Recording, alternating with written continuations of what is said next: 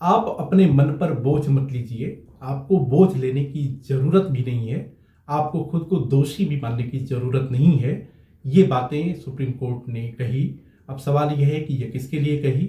आपको याद होगा कि अहमदाबाद में एयर इंडिया की जो ड्रीम लाइनर है वो उड़ान पर थी लंदन के लिए, और टेक ऑफ के तुरंत बाद वह हादसे का शिकार हो गई।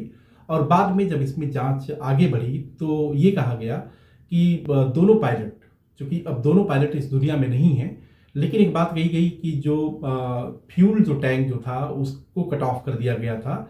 हालांकि किसी भी पायलट को दोषी प्रिलिमिनरी रिपोर्ट में नहीं ठहराया गया था, लेकिन जिस तरीके से ये बातें सामने आई थी उसके बाद ये बात भी आई कि कहीं ना कहीं जो मेन जो पायलट थे सुमित सबरवाल, वो कहीं जिम्मेदार थे।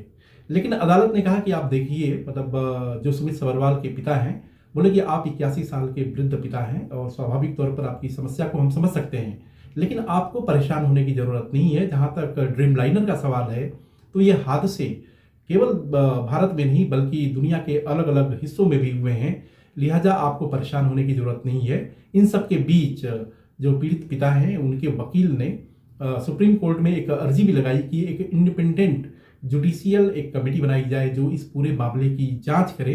बता दें कि उस विमान हादसे में एयर इंडिया जो ड्रीम लाइनर अहमदाबाद से लंदन की उड़ान पर था उसमें कुल 260 लोग सवार थे और सबकी मौत हो गई थी। हालांकि उसमें से एक शख्स बाद में पता चला था कि वो जिंदा बच गया था, जो काफ़ी लंबे समय तक अस्पताल में भर्ती भी रहा है। अब वो अस्पताल से उनकी छुट्टी हो चुकी है, लेकिन अभी भी उनकी पहले वाली स्थिति नहीं है।